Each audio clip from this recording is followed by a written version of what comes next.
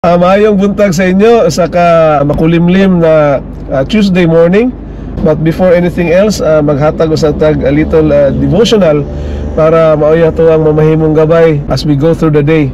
Maayo man gyud ang pulong sa Ginoo magauna sa itong mga dalan para maghatag og kahayag sa ato ang paadtuan. So ang ato ang pulong karon kinutlo gikan sa Book of Ecclesiastes. Mahibaloan nato mga igsoon nga ang Book of Ecclesiastes and authorship is from King Solomon. Si King Solomon mahibaloan nato harak sa ni Haring David og he possesses wealth and wisdom. Og sa iyahang pag kinabuhi no nga usa ka wealthy and a bright individual, he lived the life to the fullest no, having pleasure, grandeur and wisdom. But makahibalaon nato sa ending sa iyahang authorship sa Ecclesiastes, iya sab kini nga gikritik no, gikritik niya kinabuhi nga you live with all the possessions in life, all the pleasures in life, pero in the end dili daw kuni maoy importante. Later on mahibaluan nato ng mga igsoon. So our text for today is taken from Ecclesiastes o sa pulong tinagalog, kay Tagalog book man ning ako ang Bible, gamit na sad ta og black kay gahapon pink man to. So in Tagalog version mga ngaral, Ecclesiastes 5:13 to 20. So bear with me, kataas-taas gyud ni. So ang pulong nagaingon, Ecclesiastes 5:13 to 20. Ito ang isang nakakalungkot na pangyayari na nakita ko sa mundong ito. Ang tao'y nag-iimpok para sa kinabukasan, ngunit nauubos din sa masasamang paraan, kaya wala ring maiiwan sa kanyang sambahayan. Kung paanong tayo'y walang dala ng isilang dito sa daigdig, wala rin tayong madadala pagpanaw natin. Wala tayong madadalang anuman sa ating pinagpaguran. Narito pa ang isang mahirap isipin, kung ano ang ayos ng tayo'y dumating, gayon din ang ayos sa ating pag-alis. Nagpapakapagod tayo ngunit wala ring napapala. Bukod dito, ang buhay natin ay laging may alinlangan, puno ng pagkakabalisa, hinagpis, galit at karamdaman. Sa 18, ito ang isang mabuting bagay na aking nakita, nararapat lamang na kumain, uminom at pakinabangan ng isang tao ang bunga ng kanyang pinagpapaguran sa mundong ito, sa maikling panahong ibinibigay sa kanya ng Diyos. Ito ang ating bahagi. Ganon din ang dapat gawin ng lahat ng niloob ng Diyos na yumaman. Tanggapin ang kanilang bahagi at pakinabangan ang bunga ng kanyang pinagpaguran, sapagkat ito ay kaloob ng Diyos. Sa 20 at saka last verse, sa gayon hindi siya malulungkot kahit na maikli ang buhay niya sa daigdig, sapagkat puno naman ito ng kasiyahan. So salamat sa Diyos no, sa mga pulong atong nadungog karon. So muna ang beauty sa the Holy Bible no, kahit isinulat siya noong ilang libo na taon, but ang bisa niya kaya siya i-contemporize sa current na panahon. No, hindi ibig sabihin na isunulat siya noong unang panahon pa, hindi na siya applicable today. So this passage in Ecclesiastes 5:13 to 20, we can directly connect this to the current issue of corruption in the Philippines, lalo na sa flood control project, yung mga ghost project at sa ongoing investigation sa Senate. So nagkaroon og corruption at it passes through our noses. Wala na to makita man siguro to, pero wala ta magpakabana mga igsoon. There are billions of pesos kayamanan niya ng bansa natin sa Pilipinas na inilaan para sa project supposedly flood control, pero ito ay nagiging ghost, nawawala dahil sa kasamaang palad na nawawala ito. Tinuyuan kini mga igsoon dahil sa kasamaan at kasakiman ng mga nandoon sa kapangyarihan, kanang mga leaders nato gyud, especially kanang DPWH. Diha makita man na nato sa investigasyon. So tulad ng sinasabi sa teksto tungkol sa kayamanang inipon sa verse 13, sinasabi na kayamanang tinipon ng may-ari nito sa kanyang sariling kapinsalaan. So makita nato dito mga igsoon nga we can relate this to the government officials no, mga kontratista na di umano'y nagpupuno ng sarili nilang mga bulsa sa pamamagitan ng unsa man dili kayo quality nga mga works. Makita nato diro nga mga mga siminto nga murag naampaw na, kabilya nga perting gamaya, kabilya nga murag wala gi kabilyada, gitagaan lang siya kanang kuan kawayan lang masiguro nang gisuksok dito. So ingon ana makatawa kita mga igsoon, but that is the hard reality nga makita gyud nato.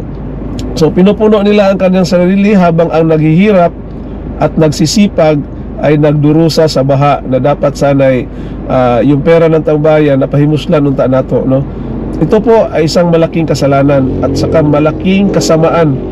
Di wala na naisip sa mga individual nga nangawat no sa pundo sa ato ang bansa.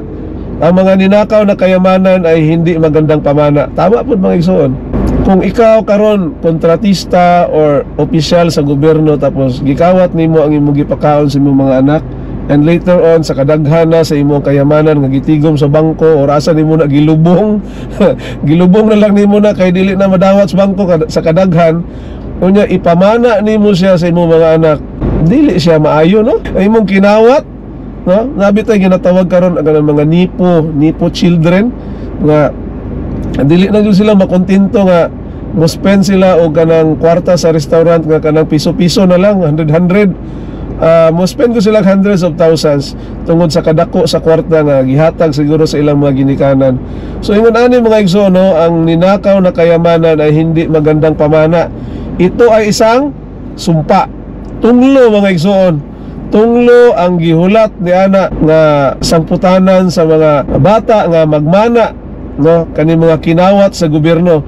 Masakit na katotohanan kay usahay na bulaga na lang tanga ingon ana na day kadako ang nakawat nila, no, trillions og imong sukaton ang ilang nakawat murag tagpila na nakakwarto sa ingon pa ni Magalong ang 1 ka bilyon daw kuno murag 5 feet by 5 feet by 4 feet daw kuno gidakanon. So dili na siya madala og volt. 1 ka kwarto jud ang imuhang butangan sa imong mga kinawat. So giingon dito sa verse 17, wala silang madadala sa kanilang masamang kinikita tungo sa kawalang hanggan, subalit sa kanilang maikling panahon nagdudulot sila sa ating lahat upang mamuhay sa kadiliman na may malaking pagkayamot, pagkabalisa at pagkapuot. So mao ni ang gidulot mga igsoon, no, sa gawain sa mga ilan natong mga opisyal. It leaves us the anger, the outburst na katong uban nagrally na gani, may mga pulis na ganito nga nasaktan, may mga realista po nga nasaktan. This is because of what they are doing. A few people in the top leaders are doing these things of corruption. Ang mga contractors daghan kay sila sports car kanang itawag og air asset. Makita man nato na dili man ta kanang ignorante ana kay makita man gyud nato na sa mga television mga igsoon, no? Pero sa kabila ng lahat, ang mga ngaral, no, si Haring Solomon ay nag-aalok sa atin ng mas mataas na landas. Sa verse 18 to 20, inaingon dito na ang tunay na pagpapala ay ang kumain, uminom at magtamasa ng kasiyahan sa lahat ng kanyang pagpapagal sa ilalim ng araw, sa ilang araw ng buhay na ibibigay sa kanya ng Diyos. Magkahibalawan na ito mga igsoon nga dili magyuta forever ni ining kalibutan ng mga igsoon, no? So giingon dito nga makuntinto tata sa atong ginakaon, ginainom of enjoying all these things na gift sa Panginoon sa mga ilang araw lang gibhatag niya sa atua. Okay, usahaw mo na nimo mga igsoon nga halos dili na gani masulod sa kwarto na nga kwarta, but in the end at the age of 65 pinakataas na siguro ng 80, muhalin mo taliwan man lang gihapon ka diri sa kalibutan. So asa man nimo iwanan nang imong gikurakot, imong gikawat, imong bilin sa imong anak. So kita nga mga ordinaryo nga mga manggagawa, mangingisda, workers sa kaning, farmers, kanang maliliit nga mga trabahante, tayo yung sinasabi na lumalaban ng patas. Kay wala tayo giapakan mga igsuon. So padayon kita nga ma-motivate niya na, no, we will work with integrity, no, dili sa kwarta, but the honesty of our work, the integrity of the delivery of our work, kana mga igsuon mugyo na ang tunay na kayamanan mga igsuon, no. Dili man sa ingon nga kanang gapikit mata lang ta kay ato na lang ang gipiyungan, but it's not that. So manatili tayo na may katapatan at huwag nating tularan yung mga tiwali mga igsuon. Kung may mga instances nga kanang in our own ways, kanang mga negosyante ta ba, nga makita nato kanang atong timbangan kulang. Labi na sa mga bugasan, atong ayuson atong timbangan mga igsoon, kay that is a form also of a corruption, no, kanang dili gud ta honest. So it started small at it will end up big. So halimbawa karon nakatilaw ka ana, karon nakalusot ka, nakaginansya kag 100 grams, kay ang imuhang timbangan ni ano lang og 900, pero ang ni-register dito 1 kilo. It's as small as that. Pero kung siguro mahatagan po kag opportunity karon nga mamahimong opisyal sa gobyerno, and you will be doing the same. So tudloan nato ang atong kaugalingon, kay ang atong gitudlo sa atong kaugalingon mga igsoon, sundon man na sa atong mga kabataan. Okay? So huwag tularan ang mga tiwali, huwag hayaan ang kanilang kasakiman ang maging batayan sa iyong buhay. So di ta masina mga igsoon kaning atoa karon nga silingan nga dako na kayo siyang balay, dako na kayo og farm, pero gikuha dito niya sa dautan nga pamaagi. So dili na to nahimuon nga standard sa ato ang kinabuhi mga igsoon. Mamuhat kita sa itong kinaugalingon, gitagaan man kita og 24 hours sa Dios. So gamito na to ng 24 hours a day sa Dios nga mangita kita og panginabuhian nga legal og honest mga igsoon. Tayaw suwid anang kanang ghost project. Dali ra kayo ang kwarta, pero dali ra sab ang imong kinabuhi ana mga igsoon. Ang ingon ni ana, tagaan jud na siya og tunglo or sumpa, no? Sinusumpa yan ng Dios. Ipanalangin po natin yung mga tumatayo na mga witnesses, tumatayo na mga whistleblower, na mabigyan ng mabilis na hustisya po ang nangyayari na nakawan ng bilyon-bilyon dito sa Pilipinas, at saka lubusang mabawi yung mga ginakawat doon nila mga igsoon, at pananagutin yung mga lumabag sa batas natin. So mamuhata mga igsoon nga ayon sa ato ang pagtuo sa Dios. Kay kung doon na lang yung kita pagtuo, kani mga tawhana doon na lang ni pagtuo sa Dios, o doon na lang kahadlok sa Dios, dili man gyud nila mabuhat mga igsoon. So let us focus on the future of our children, kahit kana na lang mga igsoon, kahit sa kaugmaon na lang sa ato ang mga anak. Una-hunaon nato nga padakon nato sila nga may hadlok sa Dios, padakon nato sila nga mamaayo nga mamamayan diri sa ato ang nasod, ug dili sila magdako nga sama ka nato nga mga tikasan ug mga kawatan. So medyo bugat-bugat ang mga pulong akong gibuhian karon mga igsoon, no? Kay ako, I myself is angry, no, angry. I feel anger sa nahitabo karon diri sa ato kay taxpayer baya pud ko. So dako kayo ang taxes nga ako ang ginabayad every month, no? Actually every quincena gyud na, wala gyud na paltos ang kaltas. But sad to say, it is not being used wisely by our government official. So lisod, no? Not even sa working raman ano, kaya na may withholding tax. When we buy something as a commodity, kahit candy lang, bigas, may tax yan kasi mayroong tinatawag na expanded value added tax. So kahit snowbird lang yan at white rabbit, may tax yan. So lahat binabayaran, kahit itong sasakyan may rehistro every year, no? Yung yuta nato may taxes every year. Okay? So mudlukat nagsidula, it is a form of a tax. So lahat ng kimbot natin, galaw dito sa Pilipinas may bayad mga igsuon.